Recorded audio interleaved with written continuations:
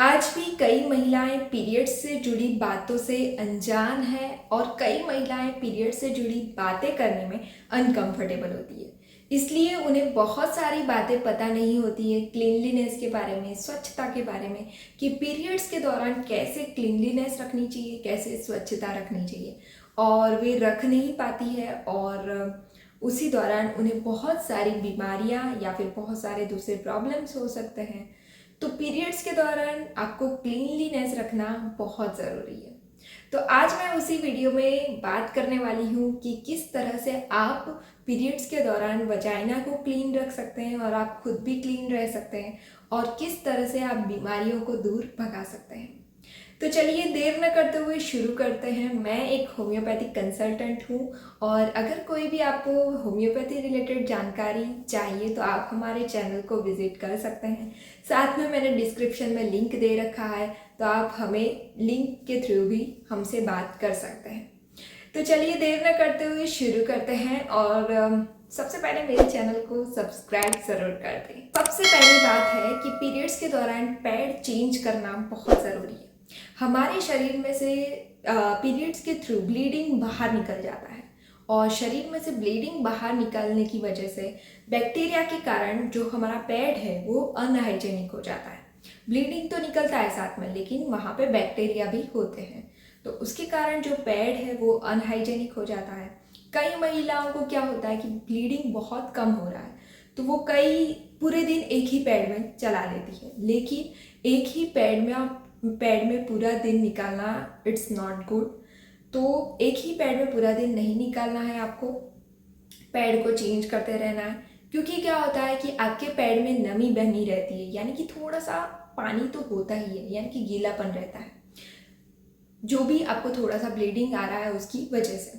तो उसकी वजह से, गीलापन रहने की वजह से, जो बैक्टीरिया है वो गीलेपन में और भी ज़्यादा मल्टीप्लाई हो जाते हैं और भी बढ़ जाते हैं, तो उससे इन्फेक्शन होने के चांसेस बहुत ज़्यादा बढ़ जाते हैं। तो उसके कारण आपको वजाइना में खुजली हो सकती है, आपको रैशेस हो सकते हैं थाइस पे, तो ये सारी चीज़ें हो सकती है। तो आपको हर 6 घंटे में सैनिटरी पैड को चेंज करना ही चाहिए। अगर आप टेम्पोन का इस्तेमाल कर रहे हैं तो उसे आपको हर 2 घंटे में चेंज करना चाहिए। तो ये बात ज़रूर ध्यान रखें। दूसरी बात है, आप सही सैनिटरी पैड का चूज़ करें। चूज़ करना बहुत ज़रूरी है कि आपको कौन सा सैनिटरी पैड सूट हो रहा है। कई महिलाएं टेम्पोन का इस्तेमाल करती है, मेंस्ट्रुअल कप का इस्तेमाल करती है, तो वो भी अपने हिसाब से सही से चूज़ करें उसे।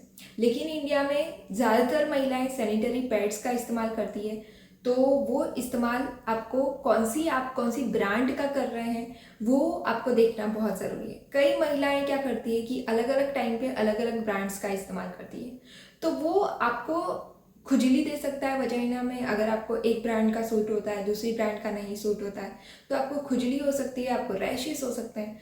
तो मैं आपको ऐसा सजेस्ट करूँगी कि आप एक ही ब्रांड का इस्तेमाल करें सैनिटरी पैड, तो आपको काफ़ी हद तक अच्छा लगेगा। नेक्स्ट देखें तो वजाइना वॉश करना बहुत ज़रूरी है। पीरियड्स के दौरान आपको वजाइनल वॉश का इस्तेमाल नहीं करना है, लेकिन वजाइना को वॉश करना है, वजाइना को साफ रखना है। क्योंकि क्या होता है, पीरियड्स के दौरान छोटे छोटे जो क्लॉट्स हैं वो लेबिया में जमा हो जाते हैं, और आपको उसके कारण बदबू आती रहती है, यानी कि स्मेल आती रहती है। तो आपको वजाइना को वॉश करना बहुत ज़रूरी है। आप जब भी पैड चेंज करें तो आप वजाइना को पहले वॉश करें, उसके बाद पैड चेंज करें। आप अगर वॉश नहीं कर पाते हैं तो आप टिश्यू पेपर या फिर टॉयलेट पेपर का भी इस्तेमाल कर सकते हैं। नेक्स्ट देखें तो कई लोग क्या करते हैं, वजाइना को दूसरे शरीर के जो दूसरे पार्ट्स है उसकी तरह वॉश करते हैं, लेकिन उसकी तरह वॉश करना ज़रूरी नहीं है। वजाइना में साबुन का इस्तेमाल करना नहीं चाहिए। तो वजाइना को आपको कैसे धोना है, क्योंकि जैसे कि मैंने आपको पहले बताया कि वजाइना में अच्छे बैक्टीरिया भी हैं और बुरे बैक्टीरिया भी हैं। तो अच्छे बैक्टीरिया की हमें ज़रूरत है, क्योंकि हमारे वजाइना का पीएच वो मेंटेन रखते हैं। तो अगर अच्छे बैक्टीरिया आपके वजाइना में रहने चाहिए। तो उसके लिए आपको क्या करना है, सिर्फ गुनगुने पानी से आपको वॉश करना है, नहीं तो आपके अच्छे बैक्टीरिया भी धुल जाएंगे। नेक्स्ट देखें तो सैनिटरी पैड को कभी भी आप टॉयलेट में फ्लश ना करें, इससे आपका टॉयलेट जो है वो चॉकअप हो सकता है। और साथ में आप सैनिटरी पैड को चेंज करके अपने हैंड वॉश ज़रूर करें, क्योंकि इससे क्लीनलीनेस रहती है और बैक्टीरिया जो है वो दूसरी जगह नहीं फैलते हैं। और लास्ट में मैं आपको बता दूं, कई लोगों को पैड यूज़ करने के बाद रैशेस हो जाते हैं, स्किन रैशेस हो जाते हैं।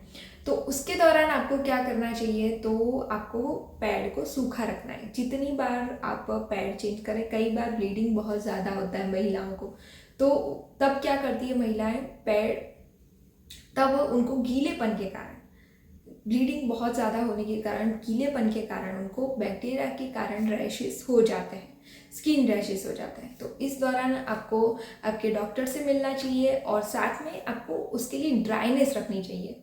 वो प्राइवेट पार्ट्स में आप को ड्राई अवश्य रखें, तो आपको हाइजीन जो है आपका मेंटेन रहेगा। तो चलिए ये था लास्ट टिप, और चलिए मिलते हैं नेक्स्ट वीडियो में, और तब तक के लिए बने रहिए मेरे यूट्यूब चैनल के साथ, और इस वीडियो को लाइक, शेयर और सब्सक्राइब ज़रूर करें मेरे चैनल को। धन्यवाद।